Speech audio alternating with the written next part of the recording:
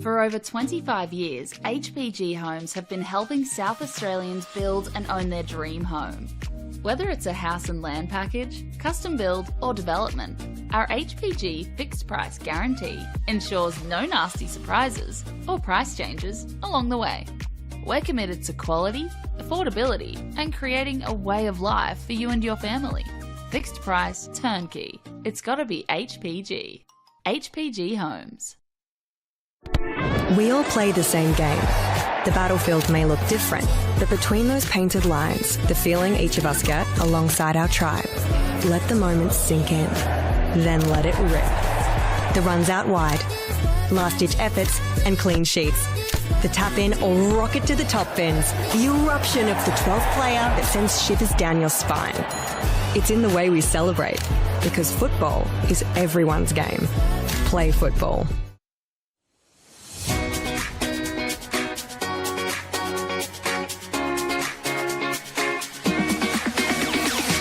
On the back of the announcement at the celebration of football, NPLSA will be investing $50,000 into a coach education fund. $35,000 will be invested into community coach education, which will see 19 courses at club venues and over 500 community coaches. Working closely with clubs to develop and upskill coaches will strengthen the grassroots community, which will obviously benefit the football community as a whole. It can only be beneficial because most of the clubs, most of the coaches start off just as parents coaching their kids' teams, and they're learning on the job as much as the kids. So this would be perfect because not only would the kids be getting coached, the coaches will be getting coached. As a club, we struggle to attract good coaches, and having this sort of funding coming our way will actually allow us to sort of offer more boys and girls out there to actually coach at the club.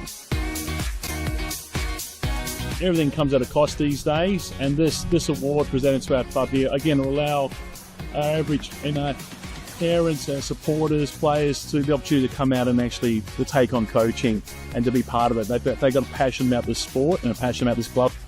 They'll be able to come here now, get trained up and actually take on the team and just move forward with us here. The remaining $15,000 will be invested into a joint initiative with NPLSA, Adelaide United and PSV, where selected coaches and technical directors from South Australia will be given the professional development opportunity to go to PSV in October 2025. Once you get the bug for the coaching, you love it, and you love seeing the kids improve, especially the connection to your club. You want to see the kids come through at your club, and it's just a win-win for everyone.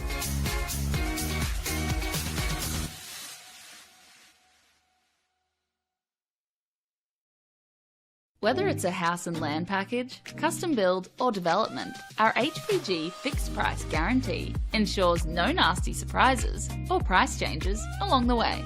Fixed price, turnkey. It's gotta be HPG.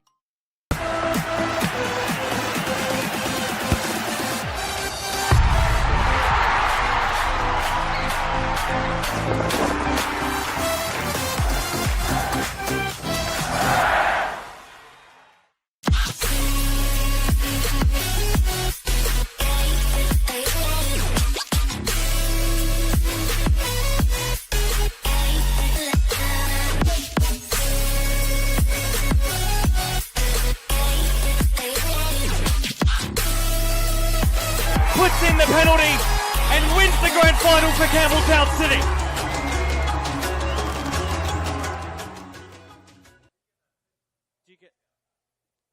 Have you seen that before? So the Federation, you know how they do all the stats and shit? Yeah. Yep. I was looking for the leading goal scorers and I was like, oh fuck, I just found it. Top 10's plenty.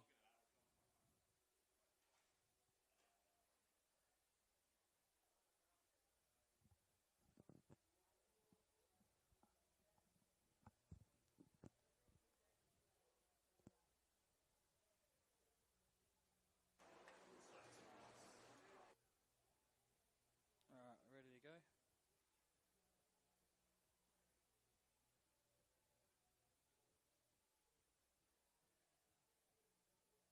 I'll do the intro and the lineups and we'll come to you.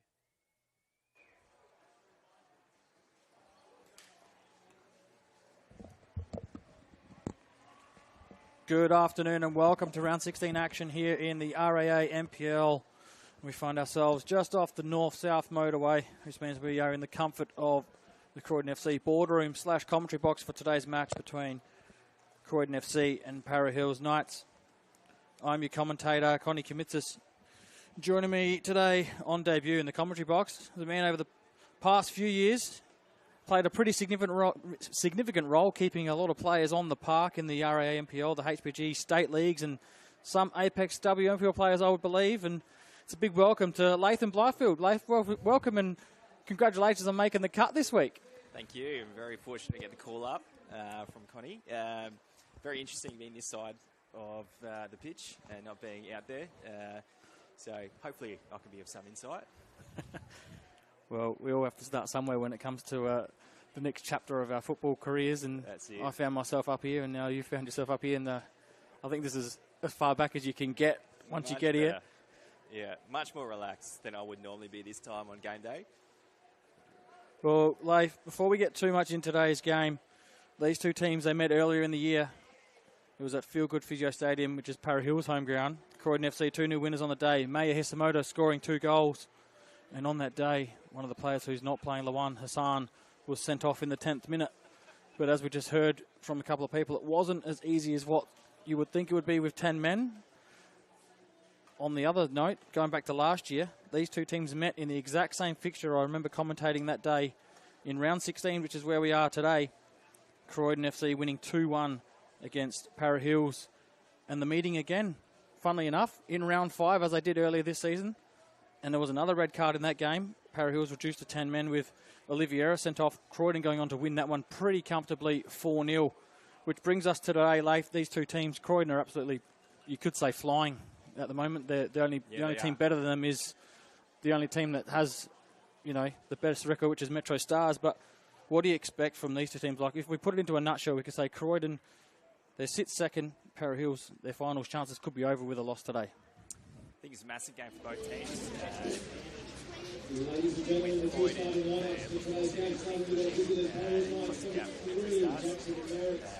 Great opportunity.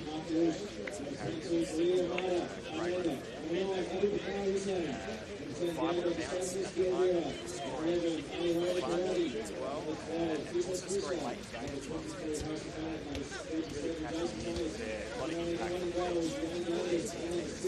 Well, Para Hills up and down this season.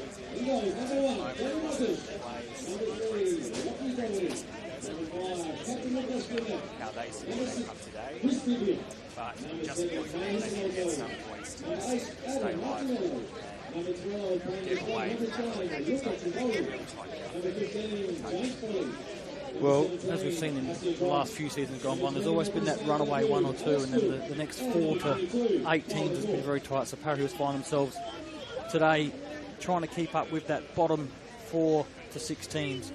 We'll have a look at the lineups quickly. Kickoff's almost upon us. Tom Brinkworth's going to blow the whistle as I'm probably going through the lineups. But Daniel McGush in goals for Croydon FC. Lachlan Doherty, Lucas Klimek, the captain, Chris Vivian, Maya Hisamoto, Adam Martinello, Luca Trimboli, James Polly, Pasia John, Alex Good and Bol Mapor for the Croydon FC team. And as for the visiting Para Hills, as kickoff does get underway, Jackson Merritt, captain Mark Ulage, Luis Loba, a new player who's coming in the transfer window, Abu Bakari Hussein, Diego Santos Oliveira, Ali Maradi, Kisaf Schwitzer, Gloria Amanda, Harrison Conant, Jason Thomas, another new signing, and goalkeeper Yanni Delingus. As we see Croydon FC with the early possession, as you mentioned, Leif, the last few seasons we've seen teams just holding on. Croydon are probably having their best season since probably the season where Ange Costanzo was in charge, and funny enough, I think you're a part of, or we were both a part of that coaching staff. As Croydon get an early corner, but you could say that's a few years between drinks for them finding their way at the top, isn't it? It is. I think definitely looking at the team in the last few months, it's definitely hit a good sort of patch of form. The team looks really settled, and like sort of mentioned earlier, there's a lot of impact from the bench from the young boys, so that's really sort of helpful, especially if you're trying to go deep into the season, having sort of those young boys contribute and step apart, pinching a few goals, getting Polly to deliver the corner in swing. Lead by Para Hills, but only as far as the youngster who's only playing his second or third game, young Doherty. Vivian goes long looking for Martinello. Pasir John, Croydon's top scorer this year. Pasir John has had a pretty good run throughout this season. There's also Trimboli who's starting up front for Croydon. He's scored in the last 4 games. See if he can get another one as well. Well, scoring's in the name there, so finds it pretty easy to find the back of the net when he gets a chance. Luca Trimboli, actually, I think the last game I commentated here, he scored the nail in the coffin goal. I think it was against Campbelltown. They won 5-3 that day. As I mentioned, Pasir John, 8 goals this year. There's a whole heap of names on 8 goals, but he sits equal second if we look at it that way. The only player on top is Owen Windsor with 12. Here's Good. Mayer gets the ball out to Polly. It finds its way back into the box, and Good's touch was just a bit too far away to strike a goal. Very well worked by Croydon. Back to front. Good switch of play.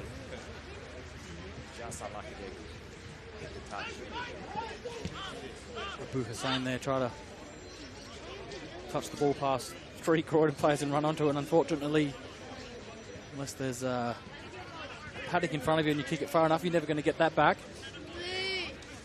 Here's Martinello, as we so often see him do, just comes and picks the ball up from the centre-backs. Pretty much gets that freedom roll, doesn't he, out of Martinello. Mick. Can't find Pasir John. Ball's picked up in the middle of the park, though. I think it was Amanda, so we had a little bit of trouble trying to work out how Para Hills are going to line up. They had a few new players come in. Looks like the back 4 is pretty set from what we've seen. Ulage and the new Thomas at the centre-back positions. Oh, that's a strong challenge. Injuries as well, so to the lineup.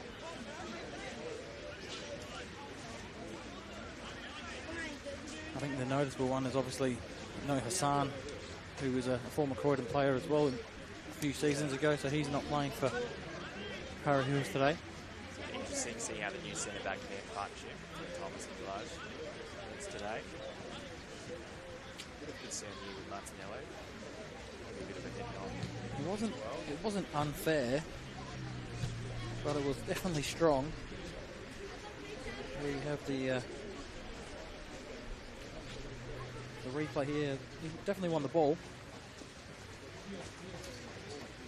As we know, this day and age, we stop play for head injuries. There's too many people out there getting after effects. You speaking to the person you probably see it the most. Not that you can treat it, but you would hear about a fair bit. Definitely very careful now. Just making sure there's no sort of concussions listening to as well. There's a lot of protocols too. So hopefully it's just a little bit of a jar, maybe a little bit of a whiplash. Martinello just nothing too serious. Looks like he's getting up, which is good. In the safe hands of Josh Avery. Yeah, Josh Avery been with for years. He's a very popular face around the club. Josh, trainer, feels like Rockies for everybody. So Adam Martinello just struggling to shake it off. I still think we need, in football especially, even at the highest level, you know, the AFL's got the HIA that they've got to do now, the 20-minute or 15-minute test, but we don't really have that in our game, do we? No, you've got the injury substitution or concussion substitution now in all their higher-up leagues. But I'm looking at the bench at Croydon, they don't seem to be that concerned. Those boys are running warmed up.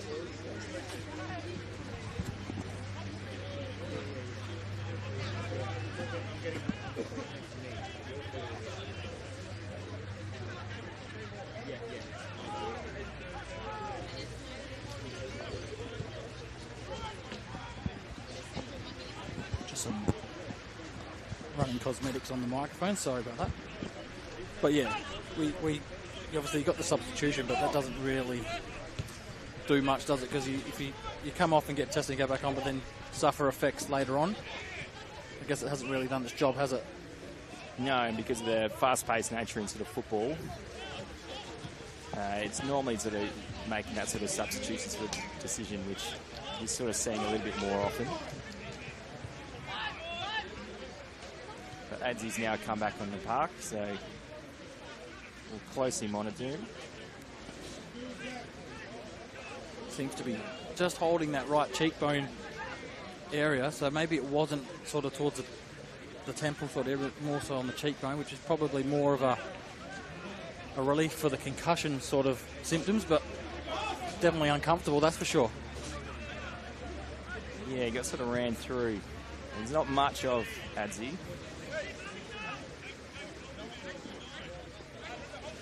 There's another little grab there, so we're definitely going to watch that one pretty closely. Hopefully he's all right. Play resumes.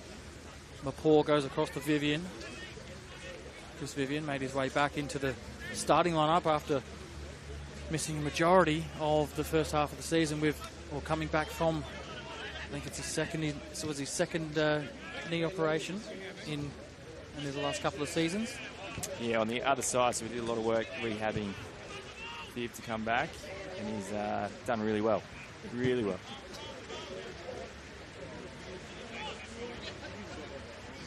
Parra Hills just trying to get their foot on the ball here. Croydon defensively, everyone but Trimboli behind the ball. Makes that very hard to play through, but this is one way to get past. It's the diagonal ball out wide into the box. Lobo has a go. Safe enough for Magush. So, as I was just about to mention, the compactness of Croydon, they play that long diag ball, which Polly sort of got caught inside, and one of the new players, Lobo, who we thought was a centre-back about half an hour ago, seems to... Well, he made his way into the box pretty easily then, didn't he? He did. Shot on goal. Sort of move, a little bit sort of tame with the effort, but dangerous little play there by Parra Hills. Here he is again, this time trying to play creator. Plays it and makes a forward run. Martinello seems to have recovered from that early head knock. Polly and Mapaw just exchange a few passes. Goes across to Vivian. So one thing I've noticed this year is Croydon, they've been a lot more patient in their build-up rather than trying to force the issue when it's not there. And I think that comes down to sort of having the players to do it as well, doesn't it? It does. I think Margush definitely coming in this season is that really sort of staple calming presence at the back. A lot of experience in the A-League as well. And you're just sort of seeing the quality. They're looking to keep the ball, using that defensive line, moving it side to side, and we're working through the spaces. Just as you were talking about Dan Magush, a very good example there. He doesn't rush. Even though there's a player coming in, he doesn't rush. He's calm and composed for a goalkeeper. A lot of goalkeepers will just put their foot through it and just hopefully it stays away from their goal for a couple of moments, whereas that there he knew where he wanted that pass to go. He had two options and he found Klimek on the right. His early ball into the box. It actually, from here, looked like it almost went in the back of the net, but went out for a corner, so Polly will get another chance on that far side. The first delivery was a deep in-swinging ball. The second one is exactly the same. Pasia John's there. Gets a head to it. Stays in. It's clipped back in. Pasia John's there again. So a couple of quick chances for Pasia John, Croydon FC leading goal scorer this season. Unfortunately couldn't find any of them on target though, late. Good movement in the box too. There's a couple of players there free. Running off their markers there.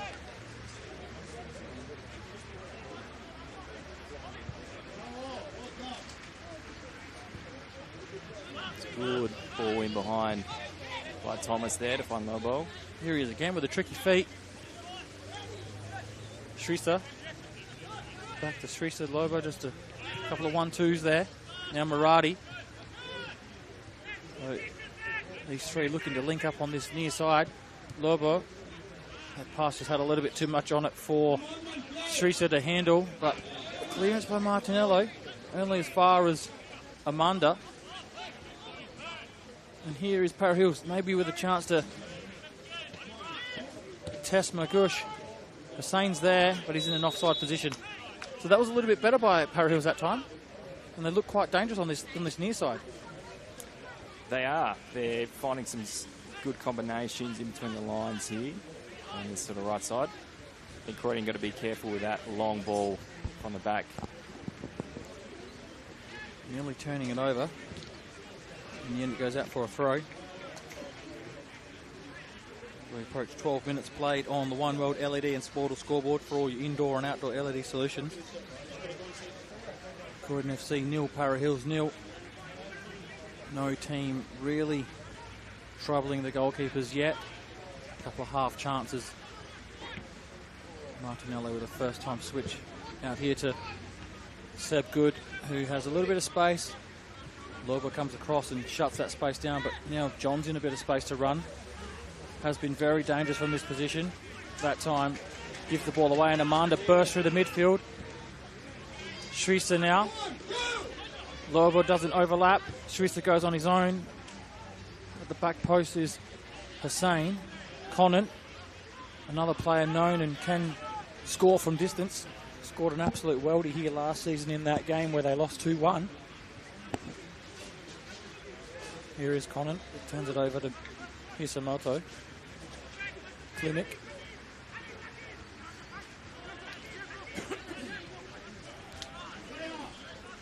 Ball's turned over again. How much is Klimek on now? Somewhere between 420 and 430, surely. It's definitely up there. He can keep going for as long as he wants. I think a 500 is easily in his reach. Well, I think I mentioned that too in the last game I did. I mentioned that to him. I said, oh, you make 500. And he just smiled as Lucas does and said, I don't think so. But I do remember when I think he played his 300th game back when we were at Croydon that time, and he said, oh, I've only got a year or two left, and he's still going. That was 6 years ago. So said he's always fit, always gives 100%. One of the hardest workers in the team, and that's why he's got to how many games he's got to at the moment. I think he can easily get to 500. Great play there by Amanda. It's Para Hills again, breaking away with a bit of pace. Lobo. Maradi can't find the little cutback for Srisa. Croydon now with possession. Pasir John on the far side. Maybe his turn to run with a bit of space in front of him. Looks up. Sort of let the defender in then, didn't he? He had the defender beat and sort of stopped and gave him a chance to defend him. There wasn't much ahead of him. So Para Hills got behind the ball quite well. Croydon now being patient, moving it side to side. Ollie sort of kicked the ground there. Saw more court come up than I think it went further than the ball. And again, Para Hills with some space. Amanda. Oliveira now finds Hussein on the far side. The big unit there, isn't he, at Gloria Amanda? He is. For a midfielder of that position. You don't see him that size too often. Yeah, the Croydon midfield not able to win the ball back too quickly after losing possession, and he was really breaking forward and then pinning him back. Well, here goes Hussein. Balmapore comes across. You have to get the challenge right, and did. Abu Hussein just showing the danger ability that he has, just flicking that ball past. I think it was Klimek on the far side, and Balmapore has been known to make a rash challenge or two in the past and had to win that one, and did. That looked like a foul throw. Referee lets it go. Referee thought about it. Yeah. A couple of questions being asked. Definitely looked like it went straight into the ground, didn't it? It was an interesting technique. That was better. I'll tell you what, though. Your teammates don't do you any favours when they're about 2 foot away from you. As Srisa can't get a shot away. Oliveira back out to Amanda. Very deep, Croydon. Here's Maradi. Holly puts the pressure on.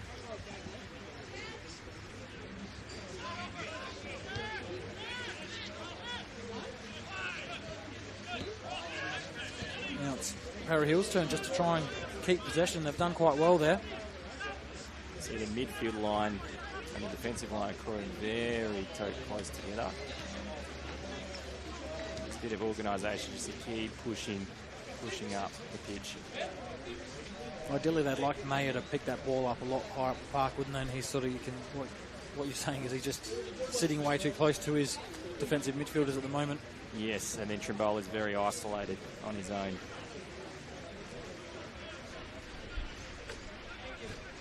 I think Clement just pitched 10 metres with that throw in as well. So, as they say, you like to buy a property off him. Games of experience right there.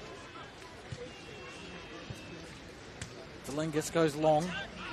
Polly wins it in the air. Mapour, got away with that touch. Did bowl Mapour. So both teams not really risking too much at the moment. Almost 18 minutes played. Very even encounter so far. Croydon with a couple of early chances. Lobo with one shot on target for Para Hills, but that's about as far as, or as close as they've come to testing McGush. Here he is again.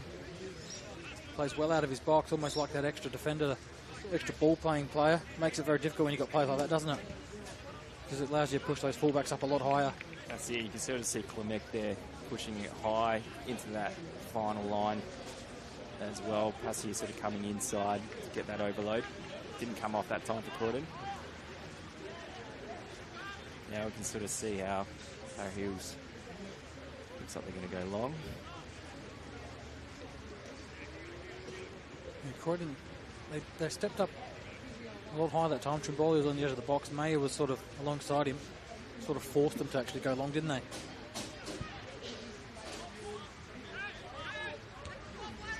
Ball Mapour wins it in the air. Hisamoto. 50-50 ball in the middle of the park. Martinello seemed to have pulled out of that after the first collision. Didn't want to go in for that one. Just doesn't look his normal self, Martinello, does he? Just pulled out of that challenge. Normally he'd go in for that. A little bit of just some sloppy touches in the midfield.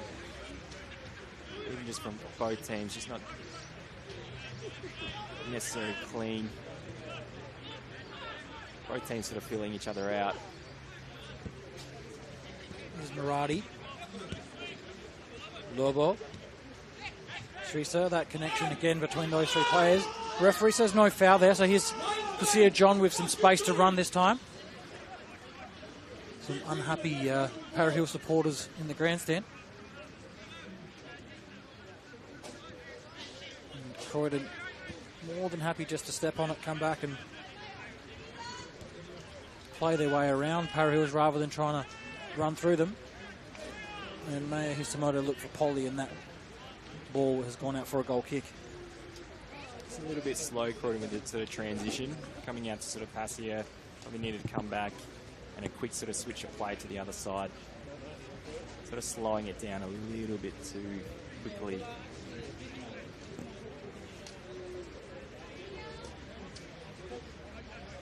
No Slattery on the team sheet today for Croydon as well, which is, I assume, would be an injury because he has had a very good season so far.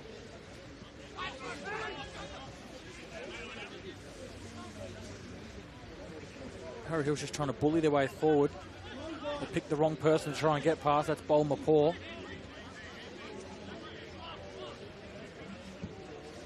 Klimek with the switch to Good. Now Bol again. First touch, a bit away from him. Pass doesn't find the intended target. Now it's Para Hills with a chance to go forward. Oliveira saw Conant making the run, but his pass was well off. Klimek dealt with it. And Croydon win the free kick in the middle of the park.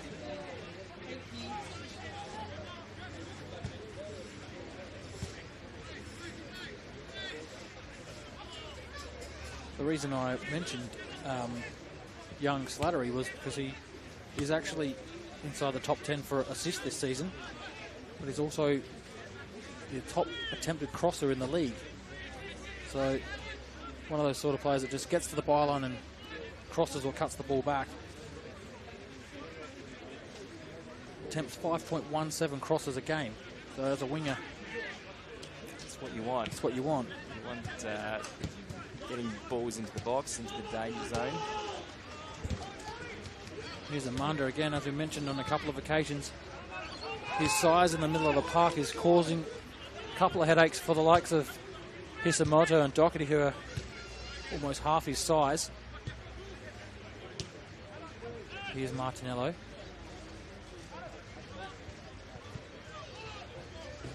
See, Para Hills are quite well set up defensively, so blocking those passes in between the lines, recording into the midfield, absorbing that sort of pressure. Almost just happy just to, like you said, absorb that pressure, and then they sort of spread pretty quickly, don't they? Springboard into an attack. Here we go again. And exactly as we just mentioned, this time it's from the captain, Oliveira, comes out wide now to Lobo. He's got Hussein making a run. Conant's at the back post, touches down. Shrisa, Conant, shot away. And there was only ever going to be one person in the way of that shot, and it's the captain, Lukas Klimek, coming to the rescue for Croydon FC. But that there was a prime example of what we just spoke about, where Para Hills, they just defend, and then setting that trap. Yeah, and away they go. And driving forward. Good play, good defending and recovery from Klimek there to prevent. Trimboli picking the ball up a little bit deeper now. Possibly an instruction come from the bench there for him to do that, because it's the first time he's done it in the first 20-odd minutes. He looks like he's getting quite cold. He hasn't had a touch of the ball for a while. Again, the referee says play on. Looks like we've got a couple of referees in the grandstand today too, by the way. Love to hear the passion. Here's Abu Hussein. He's on side. I think he felt that he had to take that first time because he knew that Mapor was bearing down on him, but almost probably could have brought that down. And great bit of skill there by Amanda. Yeah, he's been impressive.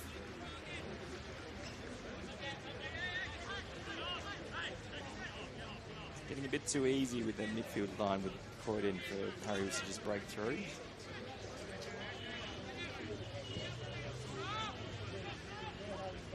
Doherty wins the header. Trimboli tries to hold it up. Maya Hisamoto tried to go hip and shoulder against Amanda. Good luck with that. You can guess the outcome if you were just listening to this game. You can guess the outcome, but fortunately you can see what happened. And Amanda again showing his size and strength is far too much for Croydon to deal with at the moment. Again, it's turned over. Oliveira. Here is Amanda.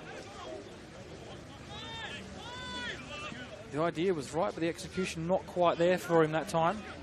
It's back in possession with Croydon. Here John gives away possession. Tried to play first time to Klimek, making the overlapping run on the far side. Wins it back, or at least puts it out for a throw. So Ulage and Thomas haven't really had much to do back there for Para Hills. Apart from defending corners, they seem to be very comfortable dealing with what Croydon are throwing at them at the moment. Now they're doing a really good job organising. Same with the midfield at Para Hills. Sort of mopping up Thomas there.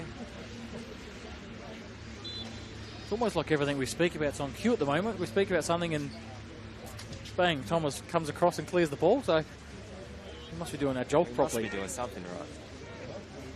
But yeah, it's far too easy for them at the moment. They're not really having to be drawn out of the line, not having to defend one-on-one. It's always two-on-one. A lot of help from their midfielders.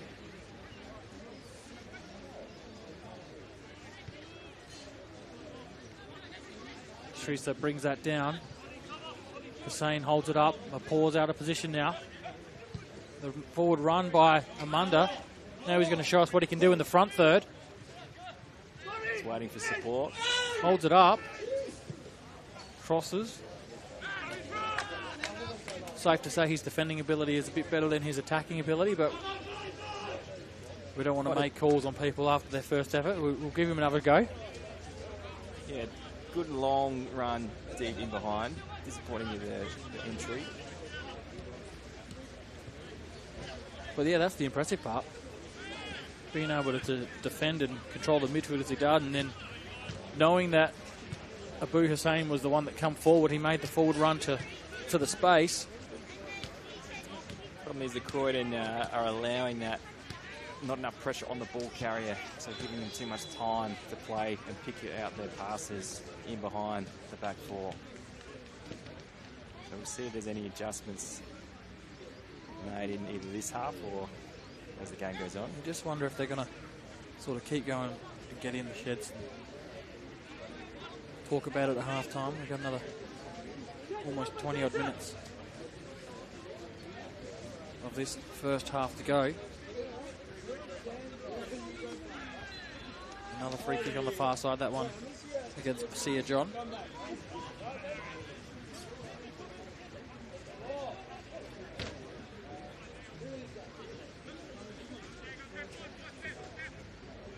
Martinello cuts it out. Isamoto look for Trimboli. Fortunately, Pasia John was there.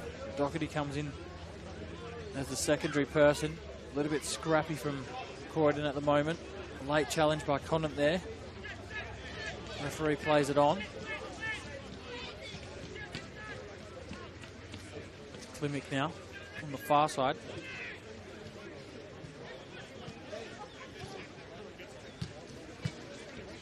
Vivian goes long. Trimboli comes across. Gets a foot in. Ulach deals with it. Delangas goes long. Sane tries to pick it up, gives it away. Pasia John. No foul. Trimboli might have a shot. Scuffs the shot, goes out for a goal kick, but that's the real first sight on goal that Trimboli's had, and it's taken 28 minutes for it to come. Didn't really sit nicely for him, and sort of scuffed it as he followed through. But he is on a hot streak at the moment. 4 games on the bounce. 4 games, 4 goals, and as I mentioned, I think the last game I did here early in the season, he scored a ripper against Campbelltown.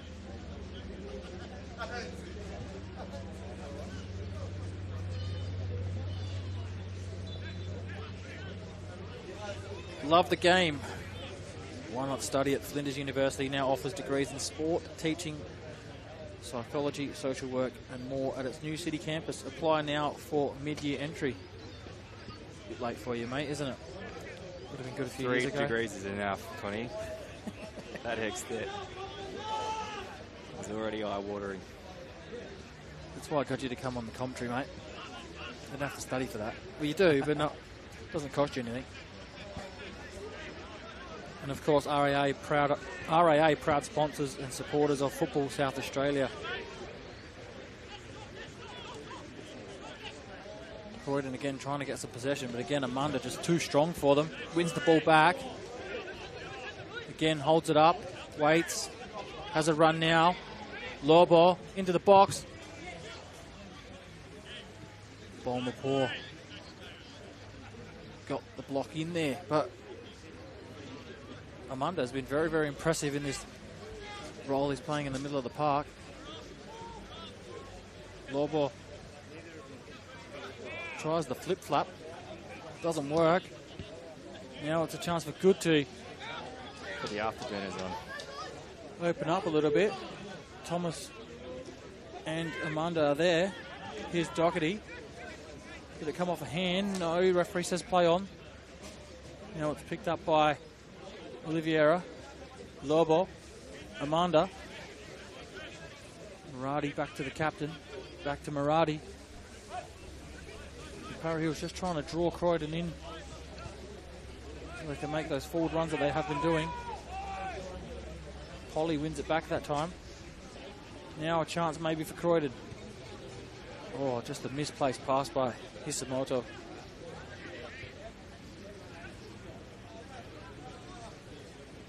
If you're the Croydon coaching staff, like, you're probably not too impressed with this first half, are you? Considering you're coming off 5 wins on the trot, you're sitting second on the table. Some of the mistakes they're making are in crucial areas, aren't they? You'll be frustrated. You wouldn't be. Parry Hills have had a couple sort of chances, but you'll be definitely frustrated with the lack of creativity at the front and the amount of output in the final third.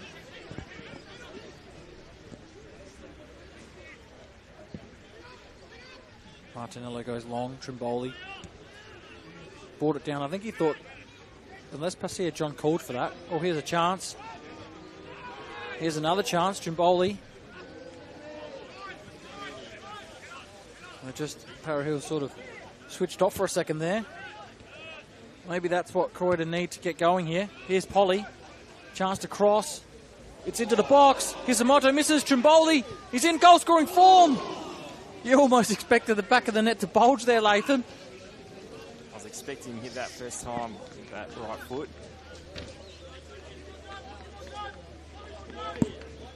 But things are starting to click with Croydon now as well. But you're seeing now Croydon very dangerous when their fullbacks go high and wide and start delivering through. There's Polly there. And as we spoke about Slattery, who puts in over 5 crosses a match. James Polly is in that top 10 as well. He puts in just over 4.5 crosses a match. He gets forward at will.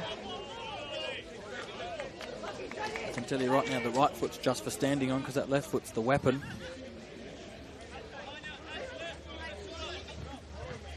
So Croydon look to somewhat have lifted the intensity here in their challenges and the way they're closing down. Not even going to call it a half chance because it was a proper chance by Trimboli. He was on his left side.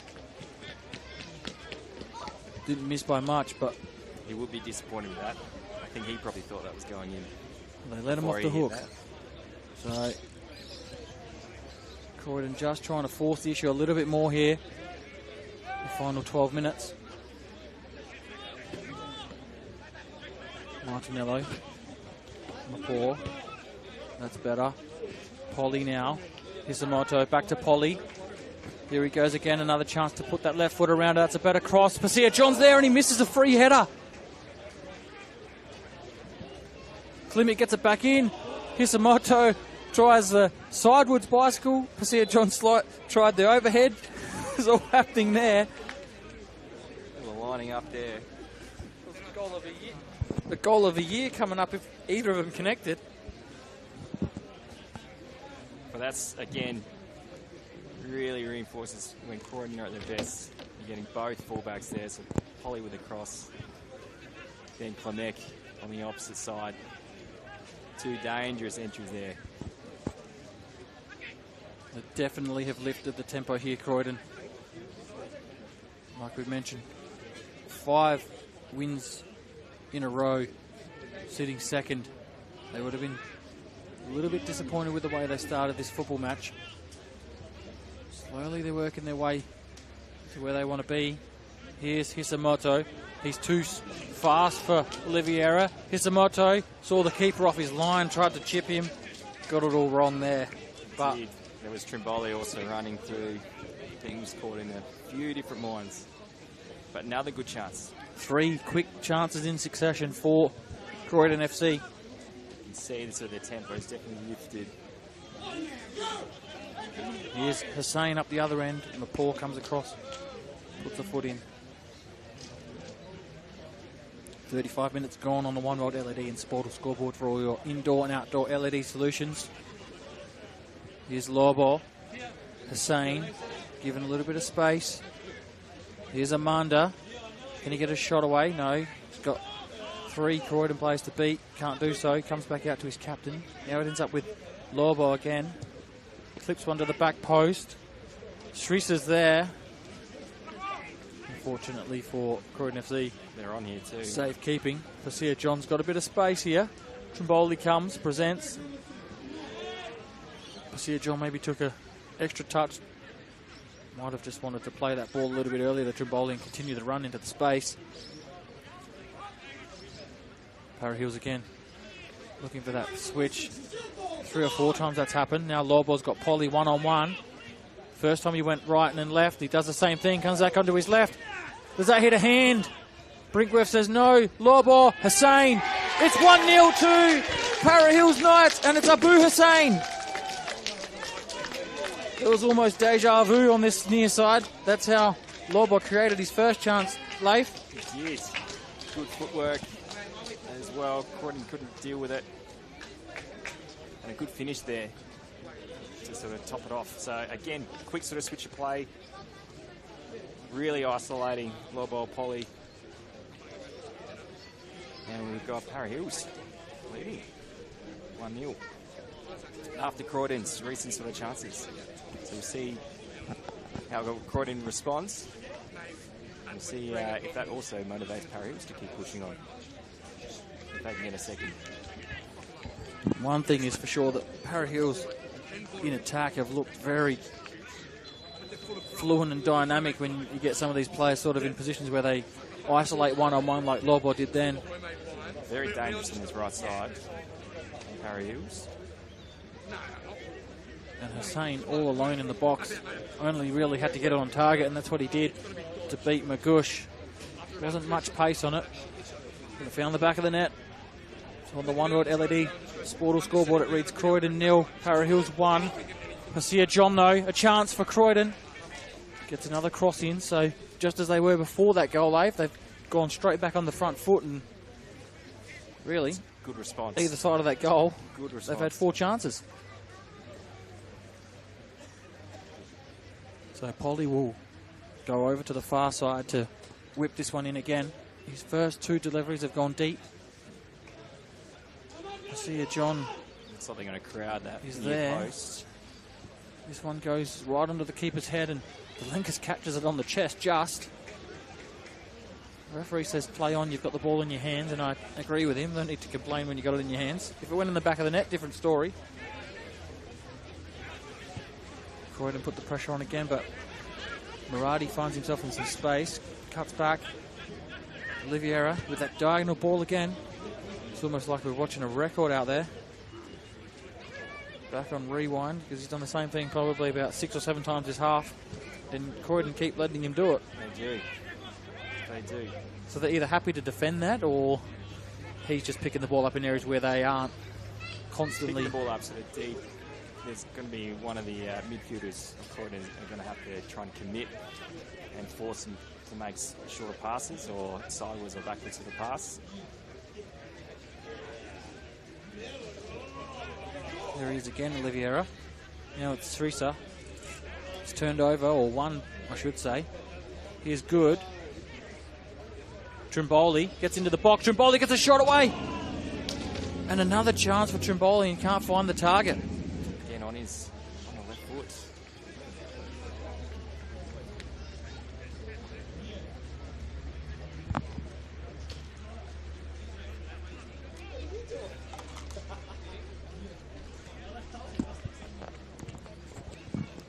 Croydon FC to keep that tally running.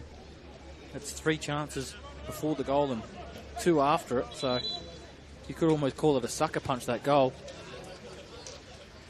Yeah, against the run of play.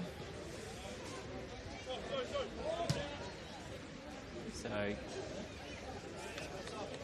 definitely Croydon would be wanting to try and get onto even terms before that half-time break.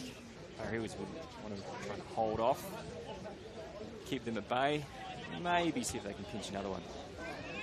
Only 5 or so to do that. We're into the 41st minute. We're assuming probably 1 minute of additional time.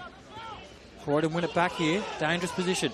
Thomas has to come across. Good's got the pace to get past him. Can he get the ball into the box? He does. Trimboli was... Excuse the language coming from the grandstand. As Hisamoto gets back, and luckily he did, because Hussein was there ready to pounce again. Now Magush. Under a little bit of pressure, but finds Pasir John. Only for a short time.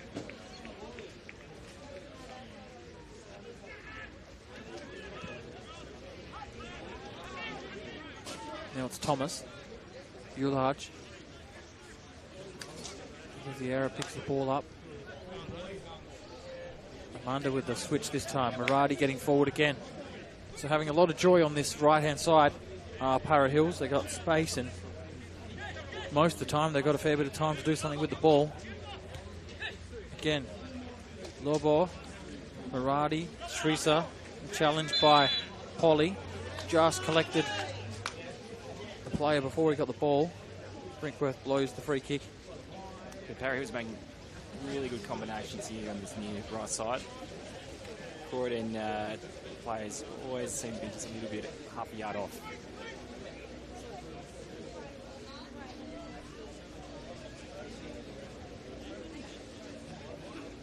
Captain Oliveira comes across. He wanted to play the ball short, and it looks like he's going to go. No, he's not. He's going to go short. Wanted that player to come a lot earlier than he did. I think they wanted to play that before Croydon got set up. Merritt on the far side, under some pressure from Pasir John. John wins it. Now Croydon with a chance to go forward. Here's Klimek. Hussein puts in a chase. Almost looked like he stepped on the back of Klimek's heel there, but referee lets it go on. Martinello with the challenge. Amanda has almost been best on ground at this stage. Picks that one off, wins it back. Para Hills can control the tempo again and maybe see their way through to half-time with a lead here, Leif, which would be very unexpected for a majority of the people here watching this game.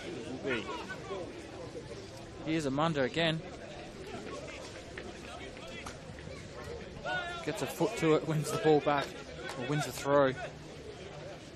So not only is he physically a good player, but technically looks pretty switched on, and that one there just got a little toe in just to make the ball come off his opponent to win the ball back. And they're happy just to slow it down here and keep possession. Para Hills. As I say that, they turned it over. Maradi looked forward, didn't have any options, looked back, didn't have any options, and in the end just turned to where he had no space. Good wins the header. Thomas puts it straight up in the air. I'm not too sure how the referee picked the free kick there, because both of those collisions happened at the same time. There was a push from both teams. It's almost one where you just let it go, play it on, but Para Hills win the free kick. Again, captain comes across.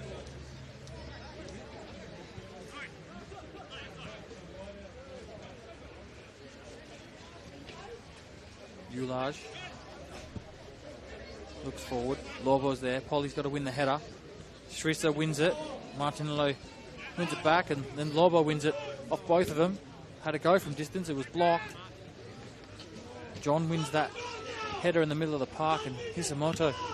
It's been a little bit disappointing this first half, May. Hisamoto hasn't really been able to get going. Probably, if I'm going to have a guess, he's probably sort of been out-muscled, you could say. He's had... Yeah, it's just been a little bit errant in his sort of passes, giving misplacing a few sort of passes, definitely when they're in a transition sort of period.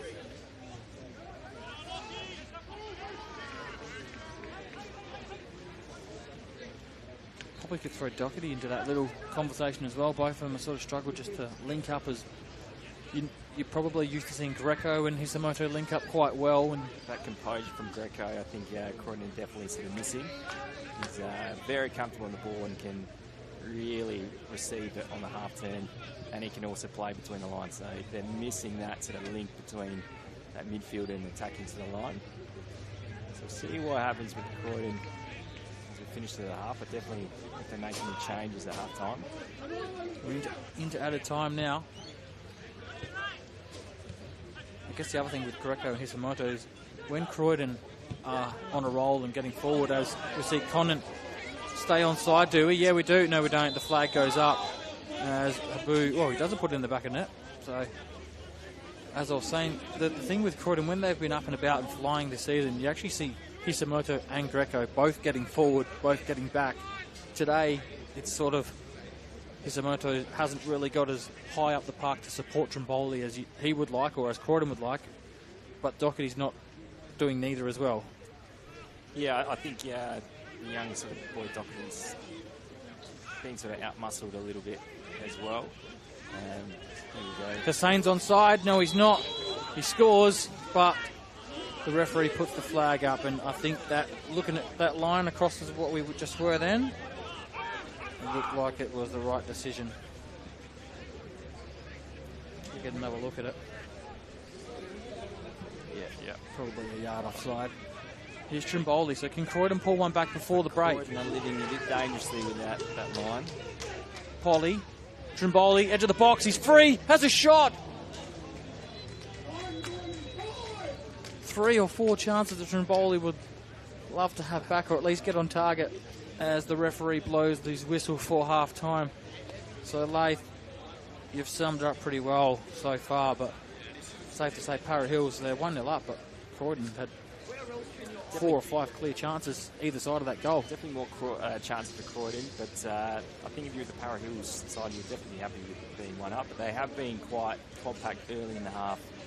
They do look dangerous, definitely on the sort of right side, and that quick sort of switch. Oliveira's getting a lot of space deep, picking the ball up and able to switch the ball for fun. So I think that's definitely something that the Croydon coaching staff will need to address in the halftime break. And there's a few sort of young boys with Croydon too. They're maybe getting a bit over or pushed off the ball a bit sort of easy and out-muscled. So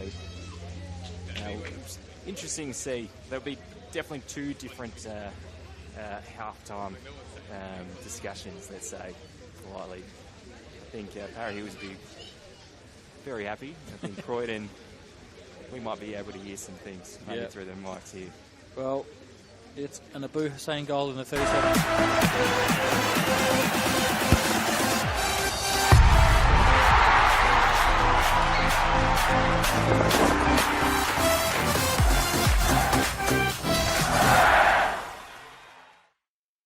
For over 25 years, HPG Homes have been helping South Australians build and own their dream home. Whether it's a house and land package, custom build or development, our HPG fixed price guarantee ensures no nasty surprises or price changes along the way. We're committed to quality, affordability and creating a way of life for you and your family. Fixed price, turnkey. It's gotta be HPG. HPG Homes. What I'm excited about, like the most, how we can come together, learn about everybody, because we're not the same, but we're somehow the same.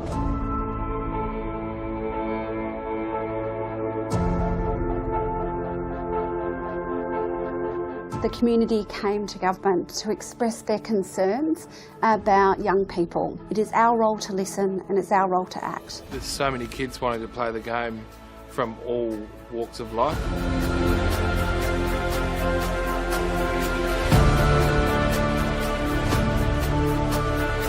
African Youth Program was established to help Africans with sport, cultural identity, mentorship. Having a program that's going to target the African children, given it's their sport of choice, presents a huge opportunity to link participation in football with education, which is a perfect mix. I think the African Youth Program will be a very inclusive program with different teams, different schools coming to play with us. It's like a very big opportunity to expand skills, knowledge, and in different areas of life. Most of the kids will grow from this program to be able to become valuable, positive contributors in our society. Like a voice to be spoken with and not being scared to show your skills. This empowerment program has many different aspects to it, and of course sport is one of those, but it's actually really about finding your place in the world. I think everybody's pushing in the one direction to make sure that we can make a real difference. It's not just a game, it's a very passionate sport that millions of people around the world love to play. That's what football is.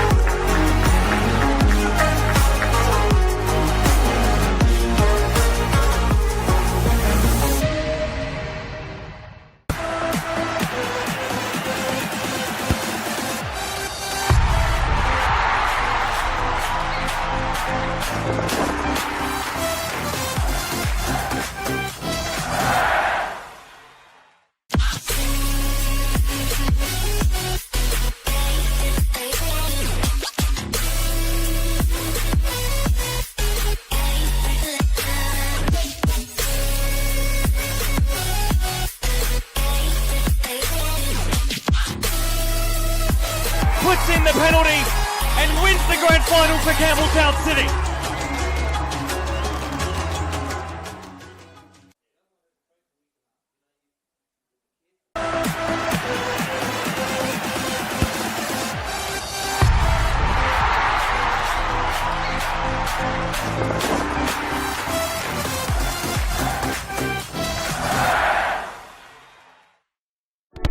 We all play the same game. The battlefield may look different, but between those painted lines, the feeling each of us get alongside our tribe. Let the moment sink in, then let it rip. The runs out wide, last-ditch efforts and clean sheets. The tap-in or rocket to the top bins. The eruption of the 12th player that sends shivers down your spine. It's in the way we celebrate, because football is everyone's game. Play football. It's deemed as an Italian club. That's a bit fictitious. They called it Salisbury Internationale because that's what it was. It was full of internationals from all walks of life, and it continues to be that. Obviously, we had an Italian background, right? But throughout the 50 years, it's been a big dynamics, and it's still changing. So it's great. I think it's an exciting opportunity. Obviously the new State League 2 system, got the North and South, and I think the final series is definitely something that we want to be a part of and want to be involved in, so it's definitely an exciting opportunity. Yeah, when I seen State League 2 North, I was all over it. I don't want to travel at all, so I was all about it. Wife was all about it. Always been a northern boy. I'm 30 seconds down the road. Played for this club for 4 years a while ago, and it's just my family as well, been here as well, so it means a lot. Everyone around the club's been so welcoming.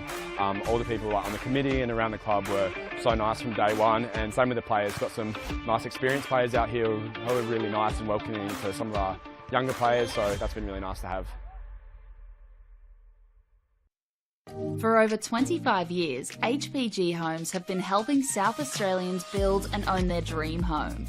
Whether it's a house and land package, custom build or development, our HPG fixed price guarantee ensures no nasty surprises or price changes along the way.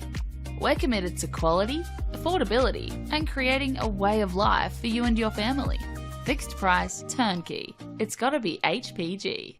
HPG Homes. Coles Mini Roos is more than just football. It is a place to find our feet, learn new skills and meet new friends. Football starts here. Find your place. Join our team.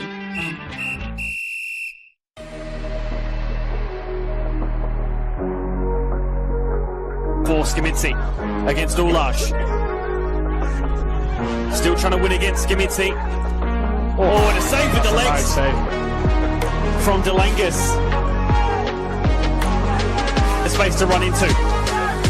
Amanda has one in the centre. Does reach him. Needs to find the angle for the hit. And it's a good save by Woodlands. Taking it out for a corner. Even better save this one than the previous one.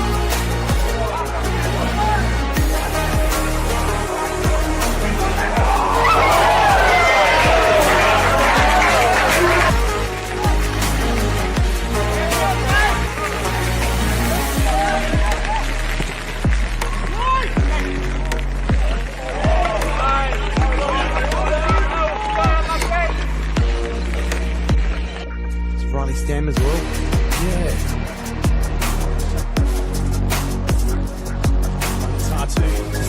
Oh, Signorello, what a save! He puts a fist behind it and sends it for a corner.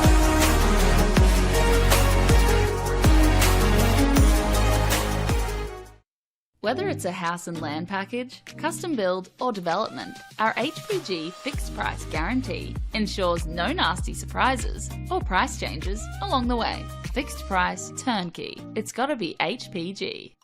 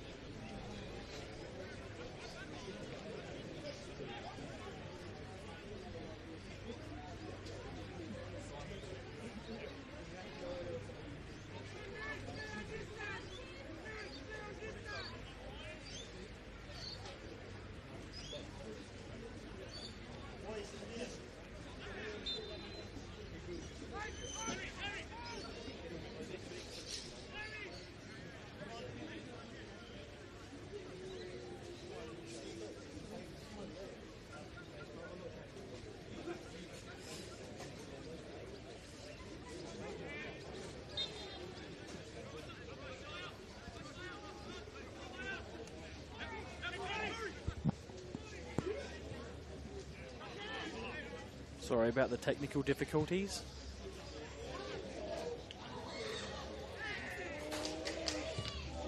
Magush is out off his line. He makes a save. Lobo gets a shot away. Lepore turns his back. Now it's Conant.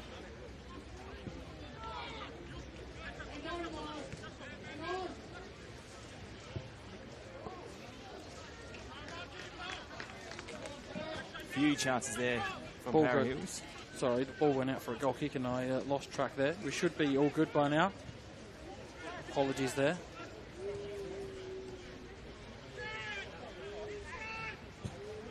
Croydon go forward. Pasia John hasn't really got involved too much in this game yet. Is this his chance to get involved? Not on that occasion. Young Merritt comes across, defends him well, wants a free kick for a shirt ball. I think they were holding each other there, which the referees just said let play on.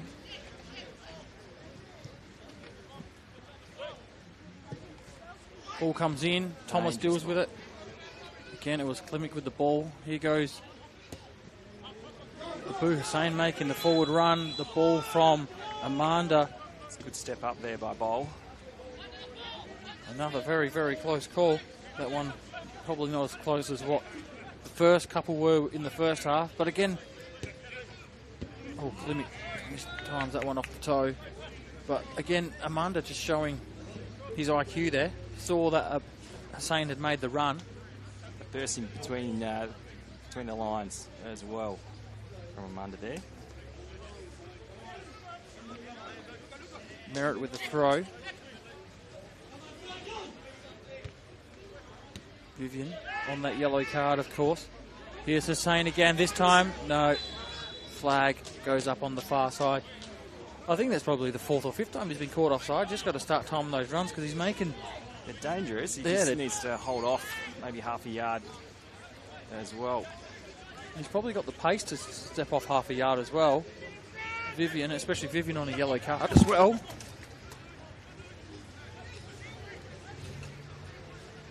Yeah, with that sort of high line from Croydon, if he gives himself half a yard, like you said, he's definitely got the pace to sort of threaten him behind. Here's Klimek. Early ball. Delengas comes, collects. Good was making the run. That time off the far left side, he sort of came in between a couple of defenders, but the goalkeeper read it better than anyone. Hussein bodied off it by Lepore.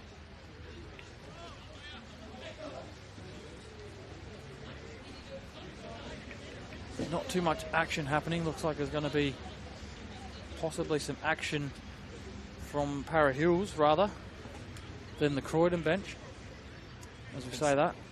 Boys are coming up. Normally it is 10 minutes in. Boys get told, get up, get warm.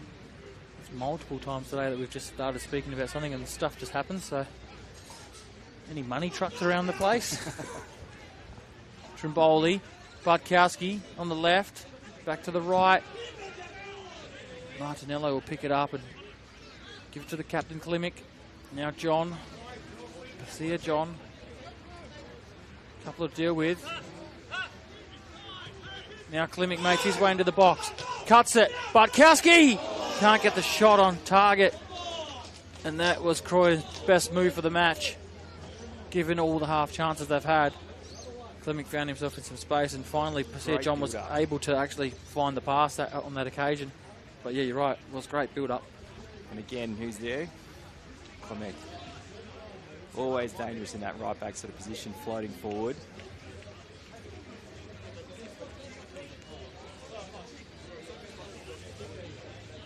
Delengas not in too much of a hurry.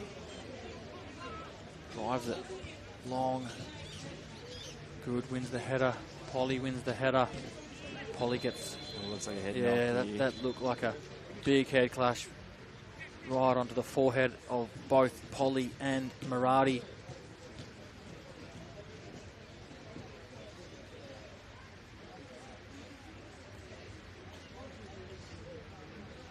Oh yeah, Polly won the ball. Murati was late. It probably should have been a free kick to Polly there because Murati was slightly late and just collected nothing but forehead of Polly. Just hope that both boys are all right. Looks like Polly's coming up. Third head clash today. Yeah, the trainees have been getting a bit of work.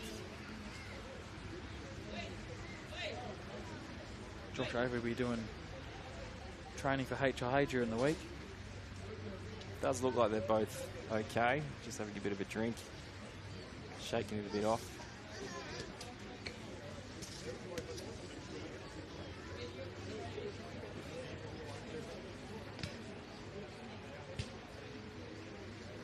Both players back to their feet.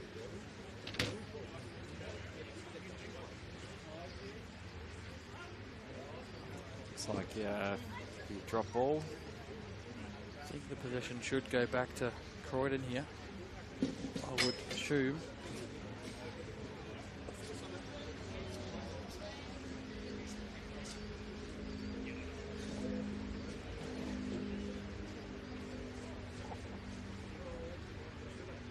Brinkworth, the referee, does do that, so Croydon get the ball back. Martinello goes all the way back to Daniel Magush, the goalkeeper, who finds Vivian. Thought about the diagonal ball. Instead, Trimboli presented, so he gave it to him instead. Hisamoto didn't really want to go in for that challenge. Polly's back on. Here's Trimboli. This time! What a strike. 1, 2, 3. On the fourth occasion today, he finds the back of the net, and it's probably the hardest of the lot. Doesn't like the easy chance, it seems, today. But that's what's that, 5 games in a row for Trimboli. Whatever boots he's got on, don't throw them away. It's a fair effort that, and a fair effort it is to score 5 weeks in a row now for Luca Trimboli. Left foot that we've seen be so lethal this season. I think that takes him to 6 for the season now.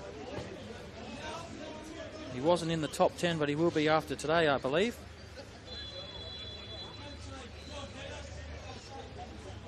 And Croydon FC, Leif, they get their noses back in this one.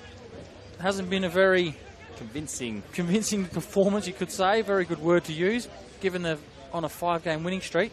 The Para Hills, they look to hit back straight away here. That shot doesn't trouble the goalkeeper. It's cleared by Sebastian Good. Now Trimboli, tail up. Have to see the response here from Para Hills. Croydon look to put the pressure on. They've got 4 players pressing forward here. Make that 5 players pressing forward.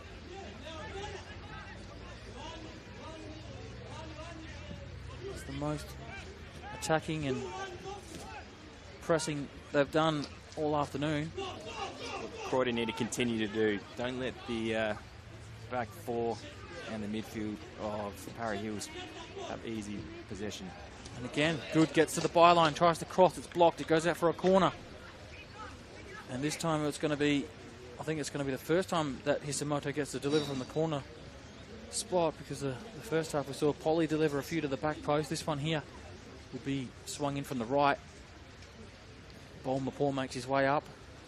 I think we've definitely seen there's been a clear message at halftime by Croydon.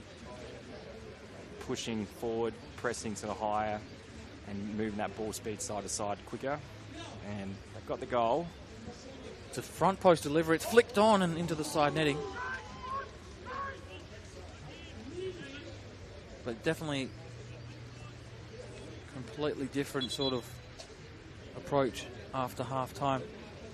Obviously, that one change has also probably made a little bit more difference, because you've got Bartkowski, who's come on into that position where he can just sort of roam forward behind the striker and become the second striker at times.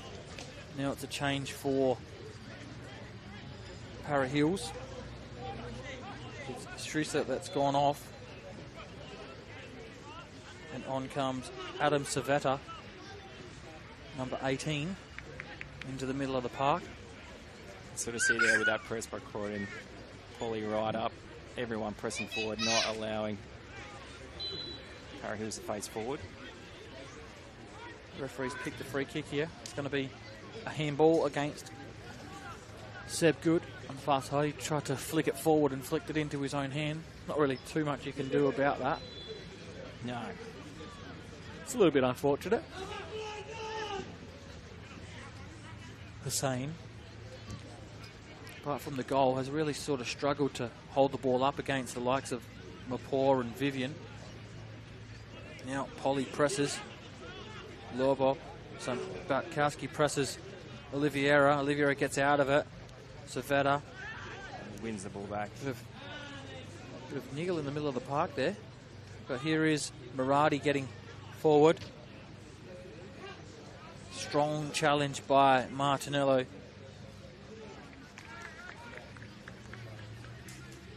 See a lot more energy in the midfield now from Croydon. Not allowing the likes of Oliveira time to play sort of forward. This time, Isamoto picks the ball up in areas that he wants to pick the ball up. On the switch. Goods there. Oh, high foot. Thomas gets the ball away only as far as Bartkowski. Martinello. Klimek makes the 4. He's missed that run there. Klimek had on there. A fair bit of space in front of him. If we can get him again. Might try and have another go here. He does. Finds Klimek. Klimek cuts it back. Oh, Delengas read it well. I reckon if Klimek had his time again, he might even try and slip that one into the near post. The goalkeeper read that like a book. He did. But I tell you, the worrying thing there was Klimek made the run the first time, got back on side, made the run the second time, and still had the same amount of space. So Parry was just switched off there. Here is Martinello again. It's not the last time you're going to see Martinello do a switch ball to either Klimek. Turned over in the middle of the park though by Croydon. A little bit more pressure though. The first half, we saw Para Hills just time and time again pick the ball up and be able to do what they want in the middle of the park with Oliveira and Amanda. This time it goes out wide. Lopo. Abu Hussein gets his way into the box. Vivian's there. Hussein's still there. Conan. In the end, it's going to fall to Klimek, who just plays it to Garcia John. Back to Klimek. Trimboli holds it up. Had his shirt pulled there. Referee waved play on. Isamoto was good enough to keep it. And Croydon get out of trouble. Magush. That's a great ball by the goalkeeper there. Klimek again in acres of space. He's got 3 or 4 players to choose from. Plays John. Isamoto. It's a great ball there by Margush. Clearly turned Para Hills from pressing to having now parked on their box. Klimek, Vivian might cross. He does. That's a pretty dangerous ball. Did they hit a hand? No. Trimboli, Bartkowski. Can they get a shot away? Klimek again in some space. Cuts it. Pasir John. He likes that. Oh, he goes to ground. Trickery. Penalty. Quick feet, Lath. And that's a penalty that gives Croydon the chance to take the lead after being 1-0 down. Dangerous. Pasir John in the box. Quick feet. Just gave the eyes, I think. He did. Gave the eyes like he was going to shoot. Got it. It'll be interesting who's going to step up. Looks like Pasir John. Adam Martinello has been given the day off here. He has. Or has he? Hang on. He's coming. Hang on. There's a couple of people here. Hang on. Okay. I think they just put 3 thoughts in the goalkeeper's mind there. Pasir John took the ball. Klimek walked up, grabbed it. Maybe Klimek had the final word and said, no, this is... Yep. That was the captain's call, I think. Martinello territory. So Delengas in goal for Para Hills. Martinello at the spot. Adam Martinello. 2-1 to Croydon. Good penalty. The comeback is complete, but the game is not over. On the One World LED and Sportal scoreboard for all your indoor and outdoor LED solutions, Croydon take the lead for the first time today. And like we said in the build-up there, just the eyes, the feet sold the defender the dream, and he bought it. It wasn't really going anywhere, Pasio, but definitely sold the defender, got him to bite, got the nibble, and then the penalty. Good, calm finish there by Martinelli too. So he's pretty bang on from the spot, Martinelli, isn't he? I don't look. Touch wood for the lad, but I don't think I've ever seen him miss from the spot. No, he doesn't practice many penalties from what I remember either. He's one of those blokes that just packs up after training, isn't he? From memory. You get players that practice penalties and they still miss them, but he's a pretty dead eye from the spot, and that was another prime example. And now Para Hills are going to go to their bench again here, are they? Or is it looks like Thomas is coming off. Central defender Thomas coming off, and looks like Oliveira's dropped down into the back line. He's becoming left back. And Sana Smith, I think. So an attacking move for Para Hills after giving up 2 goals here in the first 20 minutes of the second half. So I think they're going to try and make sure Oliveira has more time on the ball at the back. And I can have a guess what they're going to do if he's got time on the ball. Probably what he's been doing for the last 67 minutes, and that's spraying balls in between the lines. Yeah. And then you can see that energy from Croydon right there now. They've definitely got that directive from the bench. And at the moment, Para Hills are really struggling to play through.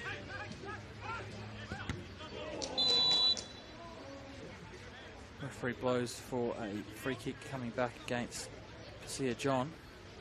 Won the penalty for his team moments ago. Adam Martinello dispatched it from the spot, giving Croydon the lead. In the RAA NPL round 16 match here today. We expected a Croydon win, and if it was the first 45 minutes and the game stopped, they would have been in a bit of trouble. I think the bookmakers, or the punters, would have been a bit worried. Oh, Pasio John seen the keeper off his line. Oh. Worth a shot. Yeah, I don't think the keeper knew much about that either. So, Pasio John's gone from playmaker to trying to be like David Beckham for a moment. Martinello definitely shrugged that head knock off, hasn't he?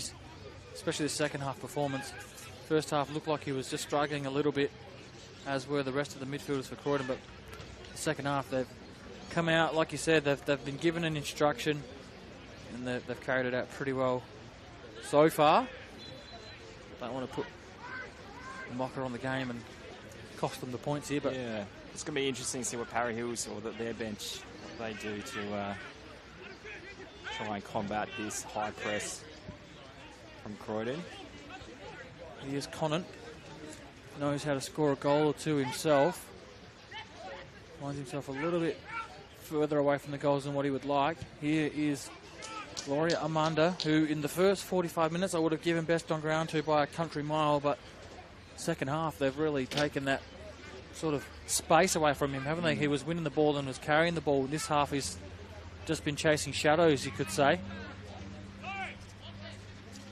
But here he goes again. He's definitely a handful. This time nowhere to go.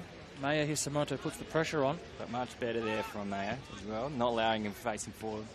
Send him backwards, and now they've recouped possession. Here is Bartkowski. Made a difference so far. He put that ball He's through. on Trimboli's onside. Trimboli's in on goal. Trimboli! 3-1 to Croydon FC. Trimboli's second for the match. And that's 6 goals in 5 weeks or 5 games. But that was a great little ball there through. All starts though with the press there from Maya as well. Forcing them backwards, not allowing them to sort of play forwards, make them, Para Hills, have the mistake.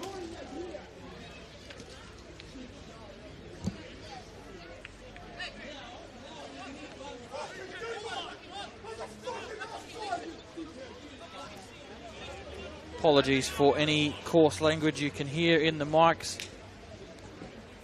Not a lot of happy supporters, but if they were watching it, would have seen there was good run by Trimboli.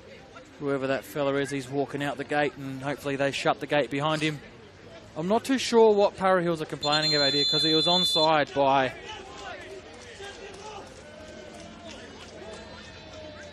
Something we don't like to see. Don't like to see any foul language or any... Definitely to the officials as well. I think we're going to see the ground stewards having to sort of step in here. Yeah.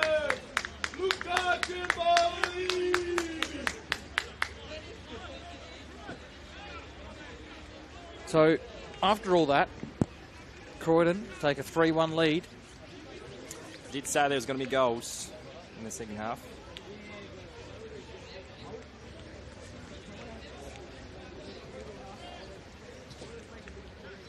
So I think there might be something else here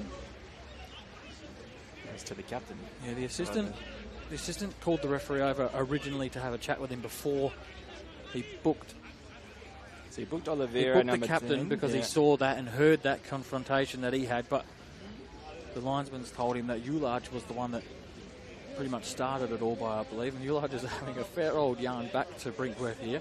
Yeah. I think Brinkworth's done pretty well to keep this one under control, because I think he's trying to explain, diffuse the situation, talking to Ullage as well. Emotions run really high. Definitely. They do. But Para Hills have been really caught out in this sort of second half. Well, I guess They've this got is no probably answers at the moment. And this is probably what we expected to see from the get-go, but we didn't. Yeah. And Para Hills, they sort of got... You could say Croydon let them in the game. They did. And they let them off the hook a few times in the first half. They had chances either side of the goal that Para Hills scored, but Para Hills have been suffocated this second half, haven't they? They haven't been given the freedom on the right that they were in the first half. No, they're not getting their dangerous players on the ball in forward-facing positions, and that's credit to Croydon. Croydon now sort of made a change too. We've got Brazzali now sort of centre-back as well. Looks like Chris Vivian's come off. Would say that yellow card's probably played a role in that. You wouldn't want to risk not only the red card today, but probably, and then obviously missing the next game. So, I mean, capable hands. You got a Very championship-winning experienced defender to come on. Also, it probably will battle the long ball threat that Para Hills have been doing in the last sort of period as well. So I think what Para Hills need to do, they need to sort of calm down. They need to be a bit composed, try and get onto the ball and start playing a bit like they were in the first half. Delengus goes long. One in the air by Polly. Amanda now on the far side. Muradi overlaps. Amanda makes his way forward. On the edge of the box. Croydon have to be careful not to foul. Here is Muradi all the way back to Amanda. You can sort of say there's no easy possession for Para Hills. Misplaced pass. So just a few little errors creeping in. There we go, switch of play. Let's see what Para Hills can do from here. Gets into the box. Hussein again can't keep it. Wins it back though. Might have a go here, Hussein. Gets to the top of the box. He's shoved off of the ball. Legally, says the referee.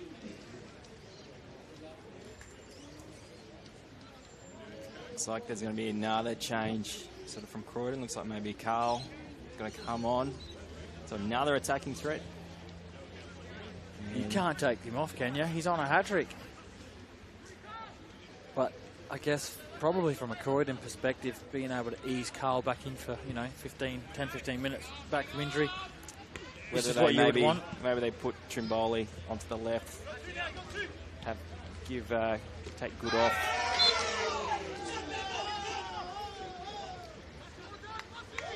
Maybe just play play him up top, maybe Good, because Good hasn't obviously. He's had his injury into the game. Yeah, and he's had his injury troubles as well, hasn't he? So yeah, got a couple of like I mentioned pre-game. They've probably got 4 players that they can play up top if they really want to. You got Pasia John, you got Trimboli obviously, Good. You got Carl on the bench. You've even got Hisamoto could play as a false. Yeah. They're probably even Bartkowski. They've got so many attacking options, Croydon. It's probably why they've been so lethal in this run that they've been on. And also the options on the bench. So if it isn't working, the coaching staff at George has got plenty of options to just change things. And that's what we've sort of seen today. Time there didn't quite work out the way they wanted to. Amanda has got Hussein. Muradi's overlapping with some pace. Hussein doesn't use him, instead comes back, and Trimboli wins it. And here is that change. Who is it going to be? It is going to be Seb Good that comes off, is it? No. Alex Good. Sorry. Seb. It's going to be... Sorry. It is Trimboli, so there will not be a hat-trick. But, I mean, look, if you've got a striker that scored 2 goals, you're 3-1 up, and you bring Andre Carl on, you're pretty happy with that kind of stuff, aren't you? You will be. You will be.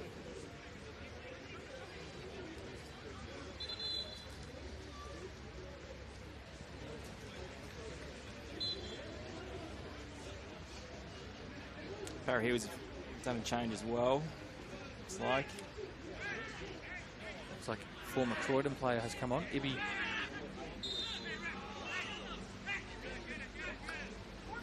He was a Croydon player last season. Yep. Number 8. Yeah, looks like Hussein, the number 9's come off. Looks like he was struggling on that far side with some sort of injury as well. We're doing some stretching and not too sure what's going on there, but it's Ibi Bigiramana who's come on, number 8 for Abu Hussein, and he goes Good on the far side. Ulaj. Muradi gets back to cover.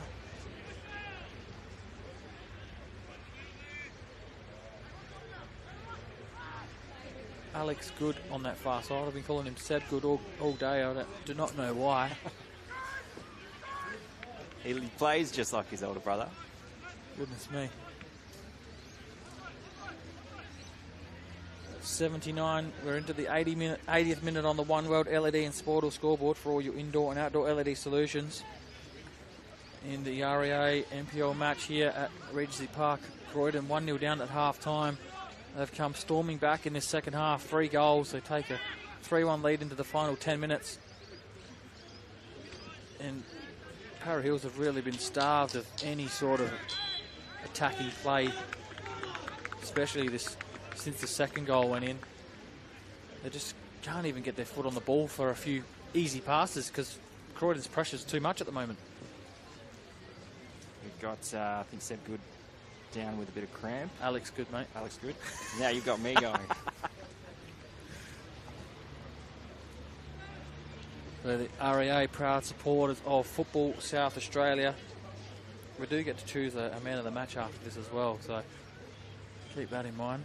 Like I said, first half you probably would have gone with someone from Para Hills, but second half, it's pretty hard choices. Yeah, it's a difficult one if you wanted to pick. Obviously, it's been a big team performance from Croydon. Yeah, it looks like Good's made way on that far side. Junior David will come on.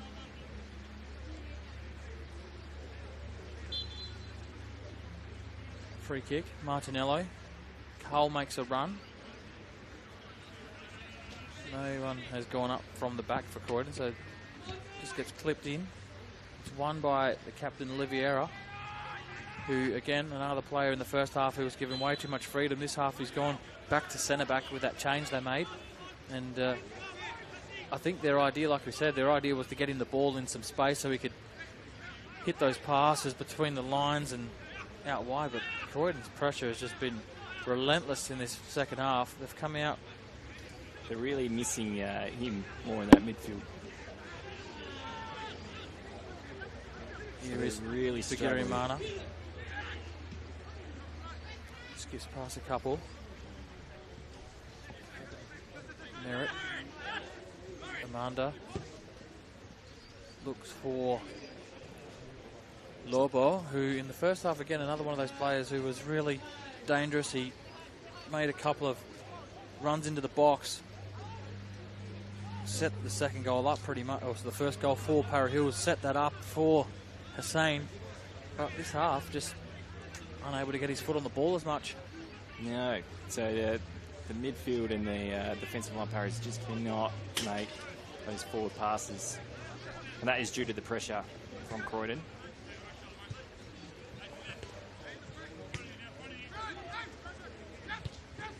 Just a little knock on the heels there for Pasir John to go on with from Merritt.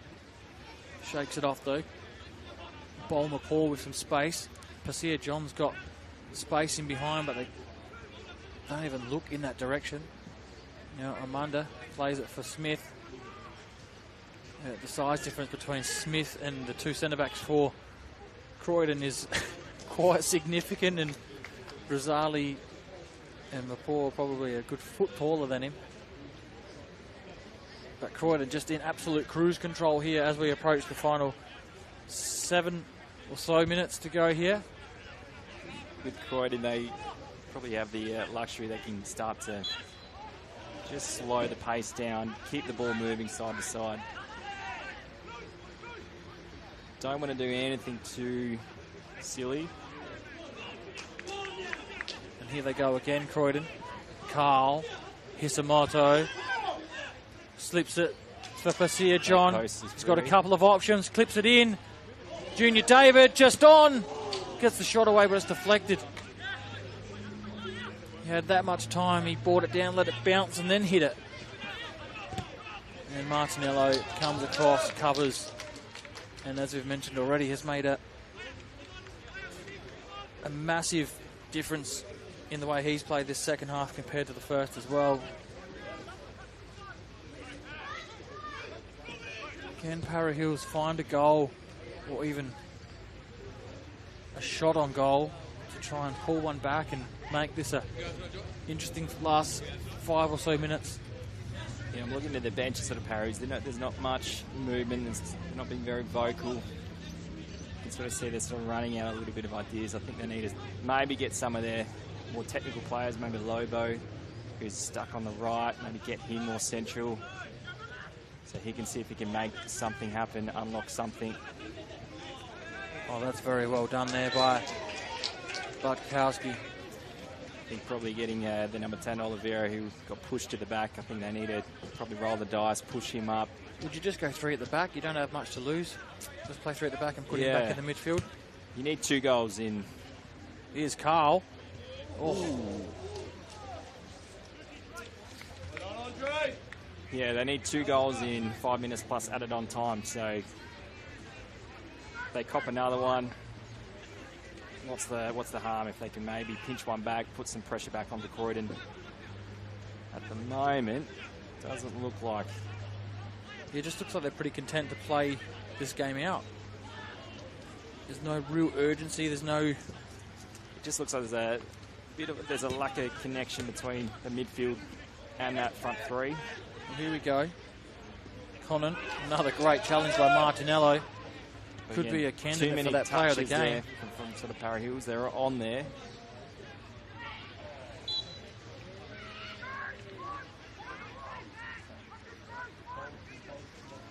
Klimic's also been a standout as well.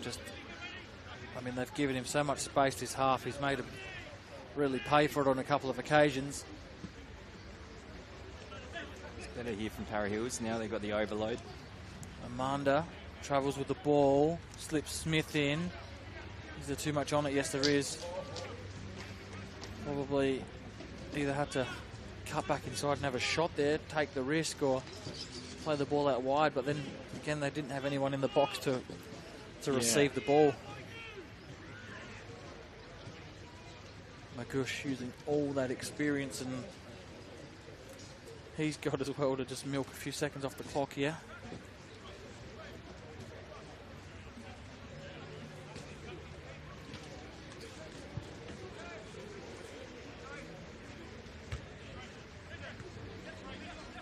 Andre Carl, one of those substitutes who's come on for Croydon. Klimic goes back to Brazzali, shells him short a little bit. Brazzali does well to deal with it, but it's only as far as Conant. Smith. Back to Smith again, and Bartkowski, who you could say he's been the difference coming on, just causing that extra headache for Para Hills. No free kick. Amanda goes forward again. Gets into a position where, he's cleaned up by Mapor, and that's going to be a yellow card. So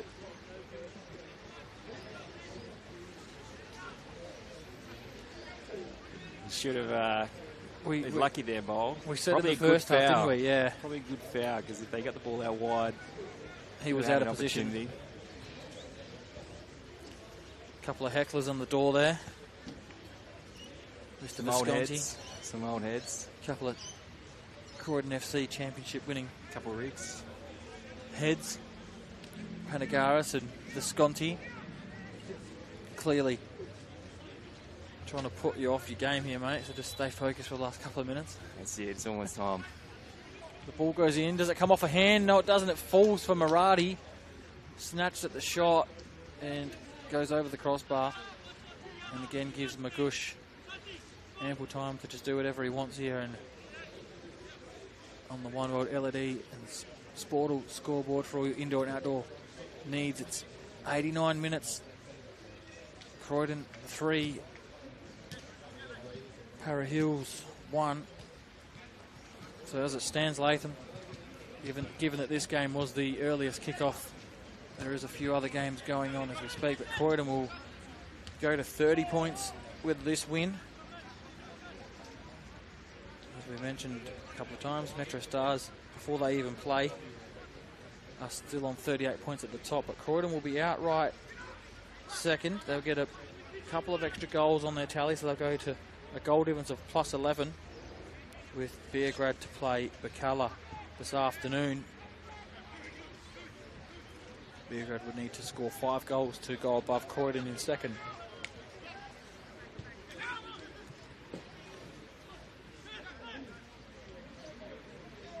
Conant can't get past Brazzali, but Mayer gives it back. Brazzali dives in.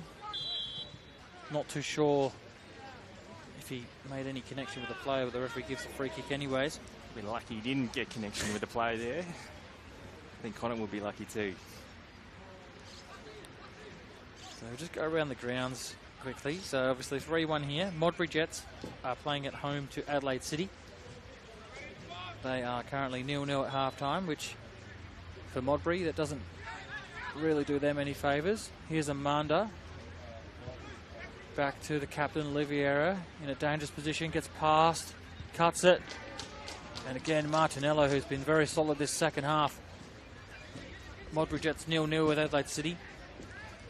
Playford 1, Raiders 2. So Raiders away from home, 60th minute, 2-1 up. Scardinio effect. Is it? Comes Phil in. Scardinio could make it 3 wins out of 3. Magush claims that one comfortably. Maradi.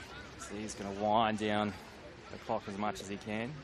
And in the State League 1, that's as far as we can see on this, we don't get to see any updates on State League 2. They're not important enough yet. Well, I say that nicely. I don't mean it. But Adelaide Cobras won, who have had they've had a struggle of this season. They are currently 1-1 with Sturt, who is the runaways in State League 1. Fulham 2, Adelaide Olympic 0. Pontians 0, Cumberland 5. Panthers 0, Vipers 1. Salisbury 1, West Adelaide 0. Cove 1, Blue Eagles 0. So those games are all around about the 60th minute. I'd be very interested to see the goal scorer for the Cove if it has a or J right out. Yep.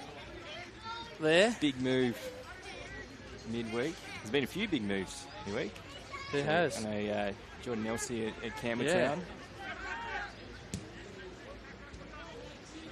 And as that one goes into the goalkeeper's hands, we have a goal. It is Adelaide City taking the lead at Smith Partners against Modbury Jets in straight after half-time. So that goal there is huge for Fadley City, because if they win that game, they go to 26 points. And Playford, if they lose, puts a gap between the two of them to 4 points between 5th and 6th. So then it really starts to spread, doesn't it? Because it only takes a couple of games and you see that top 4 or 5 lock in, and then it's, as we so often see in seasons gone by, there's 3 or 4 teams vying just for that 6th spot. So very interesting indeed. And there has been another goal as we've been talking, and Cobras have taken the lead over Sturt Lions. So this one here is nearly done. We're into the 90th minute, into the 3rd minute of additional time. Garcia John thought that the referee was going to blow the whistle there, but blows for the free kick. So there's a player down. So just going to check on Amanda. But there will be a free kick for Croydon here as we are in the 3rd minute of additional time.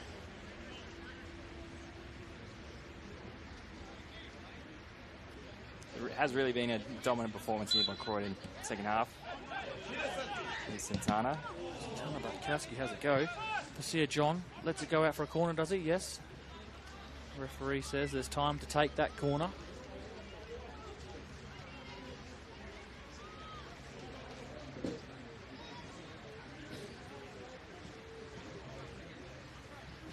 Polly will trot over and take this one with absolutely no rush in the world. Not at all. But there's six wins on the bounce.